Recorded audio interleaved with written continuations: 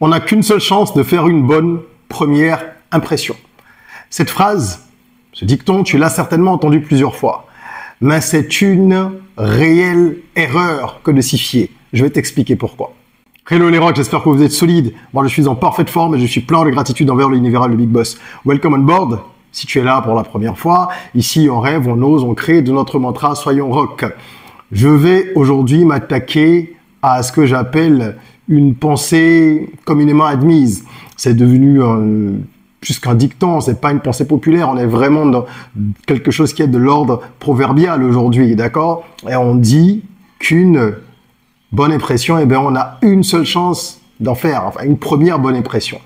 Ça peut être vrai dans certains cas, mais je pense que c'est une erreur de se fier à 100% à cette façon de penser. Pourquoi? Je vais te l'expliquer dans cette vidéo et je vais te faire comprendre que si tu n'y prends garde, cela pourrait se retourner contre toi. Ça peut être dangereux de penser que la première impression qu'on a d'une personne est forcément la bonne ou le premier contact va définir en fait ce qu'on va finalement coller comme étiquette à X ou à Y.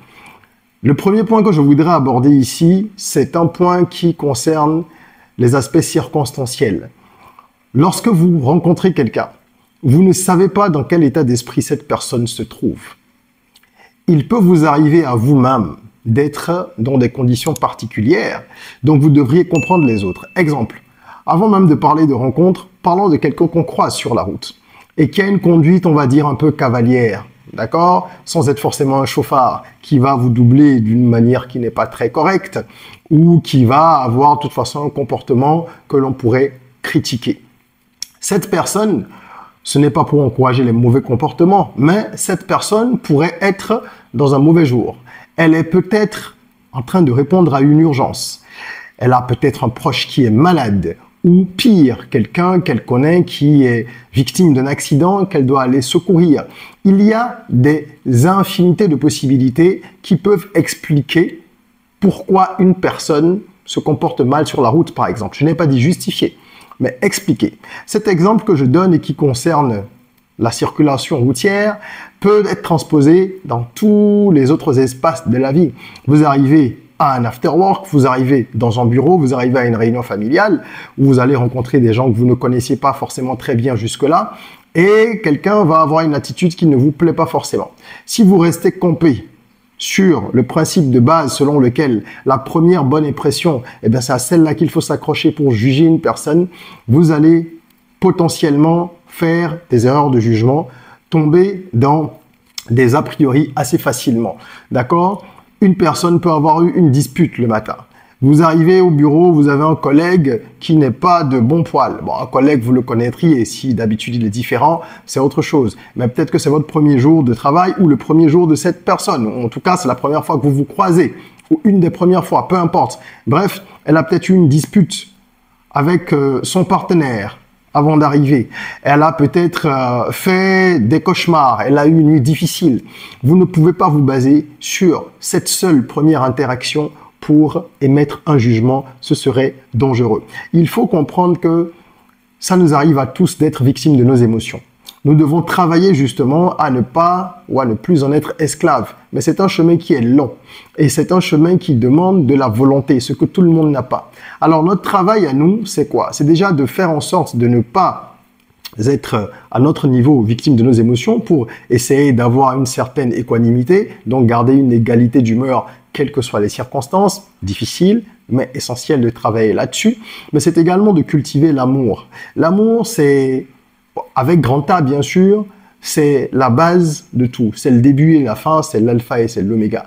Celui qui pratique l'amour, qui y parvient, va faire preuve de tolérance. Il va être plus compréhensif. Ça ne veut pas dire qu'il va être permissif, mais il va prendre un peu de recul face aux situations et ça va finalement être bénéfique pour lui, mais pour les autres aussi. Parce que assez souvent, quand les gens sont dans des situations qui sont pas forcément agréables et qu'ils ont du mal à gérer ça, l'adversité qu'ils peuvent ressentir vis-à-vis d'eux va amplifier leur état à eux-mêmes. Et donc, en tant que rock, parce que nous sommes des rocks de notre communauté, nous avons le devoir de travailler à être des vecteurs d'amour.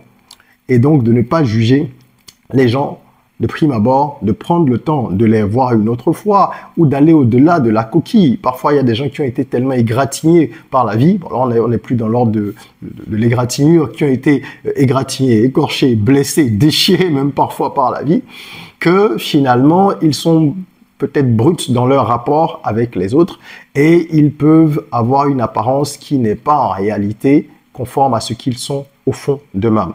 Donc, c'est important. Je vais vous parler d'une petite histoire. Je vous donne cette anecdote-là pour que vous puissiez comprendre de quoi il s'agit.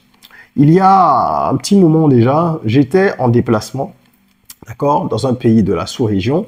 Je ne veux pas nommer le pays et donner trop de détails parce que cette personne pourrait peut-être se reconnaître et c'est pas le but. Et j'étais donc dans un appartement meublé comme à chaque fois que je suis en mouvement, assez souvent. Je préfère ça aux hôtels en tout cas.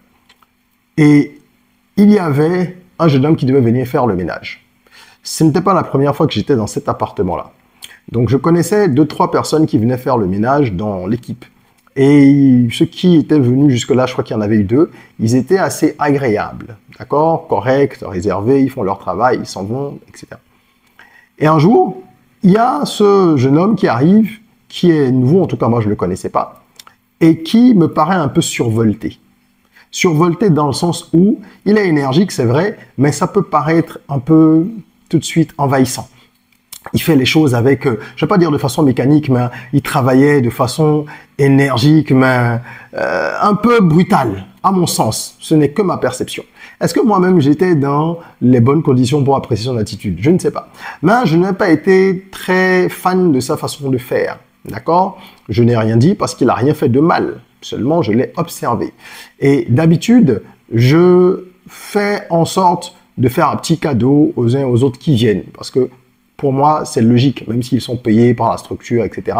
Quand quelqu'un vient te rendre le service, si tu peux, eh ben, dis-lui merci avec les mots, mais autrement, si tu peux. Mais ce jeune homme, je me suis dit, non, je fais rien parce que j'aimais pas sa façon de faire. Il est parti. La semaine qui a suivi, il est revenu puisque le ménage était hebdomadaire dans cet endroit. Et j'ai ressenti la même énergie, d'accord? Mais je l'ai observé un peu mieux, je dirais. Et je me suis rendu compte qu'il était simplement comme ça, que c'était sa nature, qu'il ne faisait pas les choses de façon expéditive, qu'il n'était pas non plus dans un rapport qui devait en fait être perçu de façon négative. Et je l'ai bien observé. Et avant qu'il ne parte, comme je le fais avec les autres, je lui ai fait un petit cadeau, comme on dit. Puis, plusieurs mois plus tard, je reviens dans cet appartement. Déjà, il m'avait demandé la deuxième fois, il m'avait laissé son numéro en me disant qu'il est dans les parages et que si j'ai besoin d'autre chose, ben qu'il se rendrait volontiers disponible. D'accord? Et donc, je le revois plusieurs mois plus tard et à ce moment-là, il a toujours la même attitude, ce qui me confirme qu'il est juste comme ça et que c'est moi qui avais fait une erreur de jugement. Et au détour d'une phrase, il a demandé quelque chose, s'il pouvait déplacer je ne sais plus quoi, et je lui ai posé une ou deux questions, on a commencé à échanger un peu.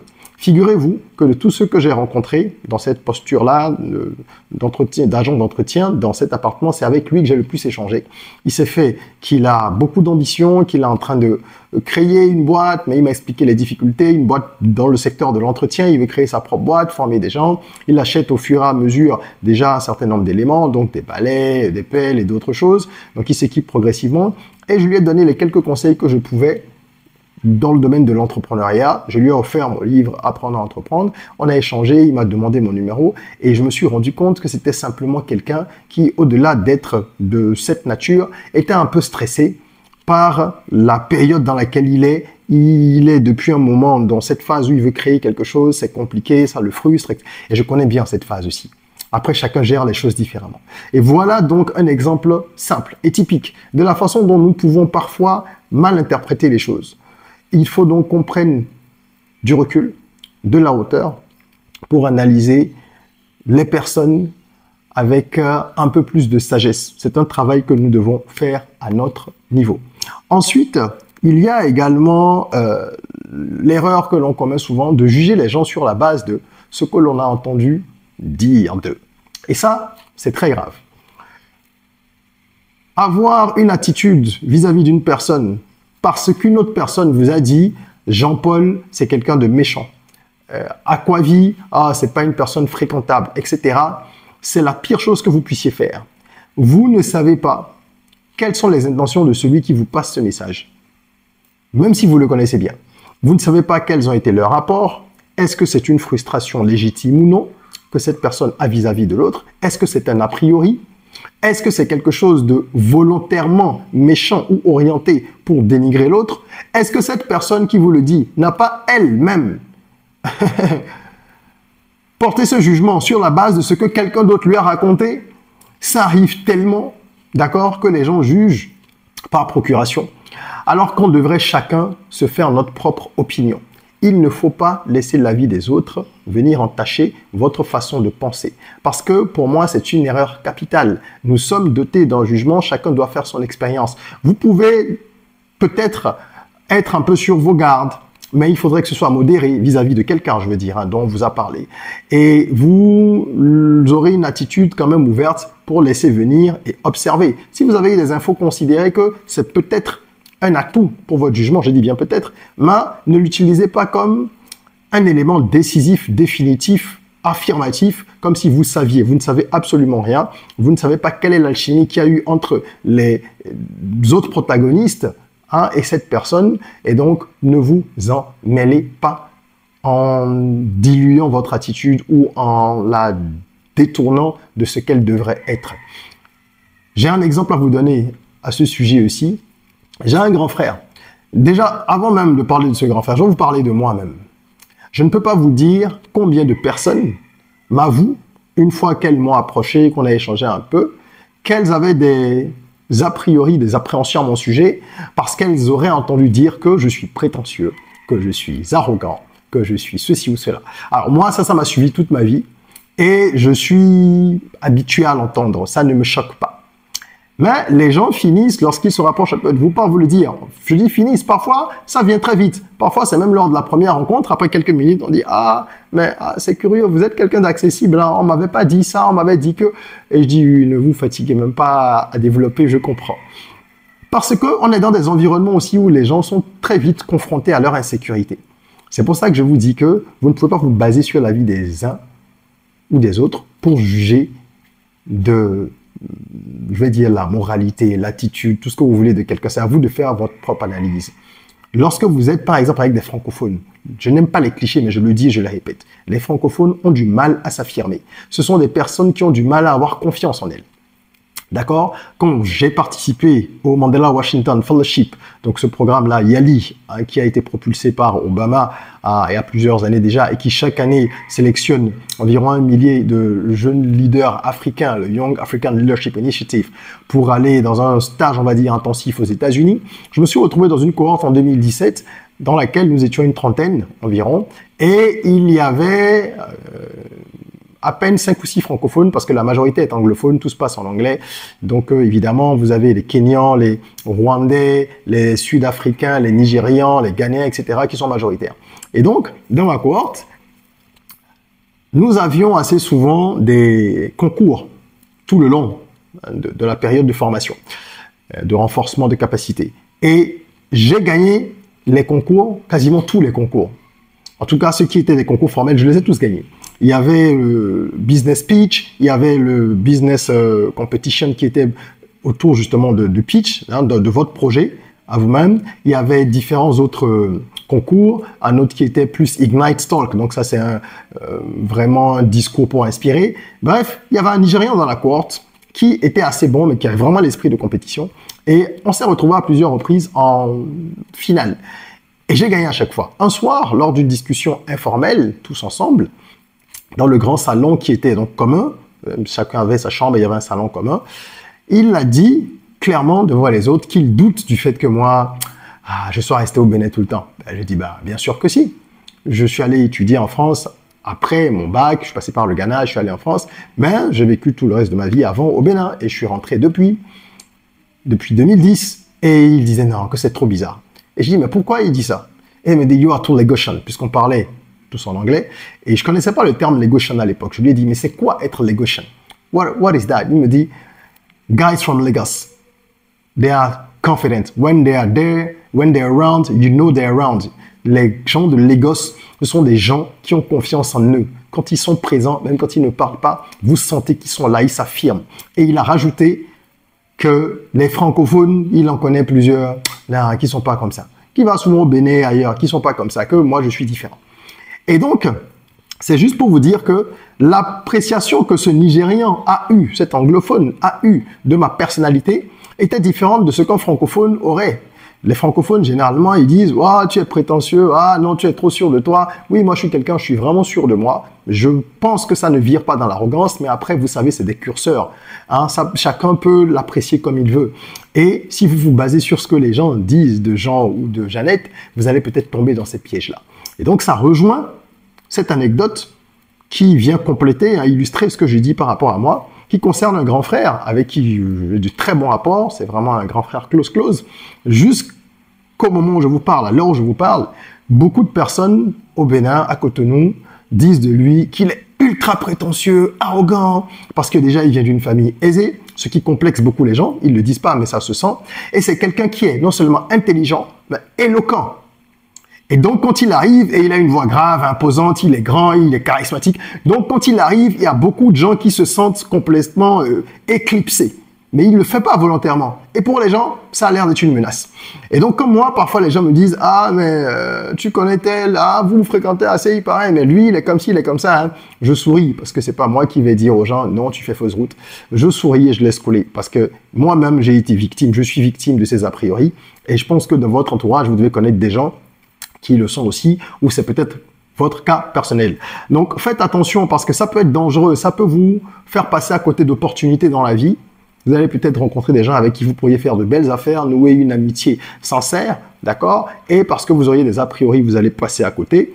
Ce serait quand même dommage. Et vous pouvez également vous braquer et donner une mauvaise image de vous-même parce que vous êtes déjà braqué par rapport à quelqu'un. Et à ce moment-là, cette personne va peut-être penser la même chose de vous. Donc, c'est une chaîne qui n'en finit pas. Et moi, je nous invite collectivement à prendre un peu de hauteur, un peu de recul, afin de ne pas tomber dans le piège des jugements hâtifs. Je pense que nous nous en porterons tous mieux. Voilà, c'est le message que j'avais pour vous aujourd'hui.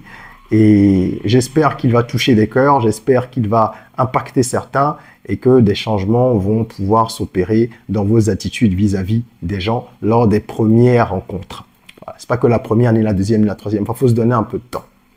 Merci d'avoir suivi cette vidéo. Si vous avez apprécié ce contenu, mettez un petit like et surtout partagez parce que ça peut changer des vies, ça peut rétablir des relations, ça peut faire beaucoup de bien autour de vous. En attendant qu'on se retrouve pour une nouvelle vidéo, prenez soin de vous, de votre corps, mais aussi surtout de votre mind. Rêvons, osons, créons, soyons rock.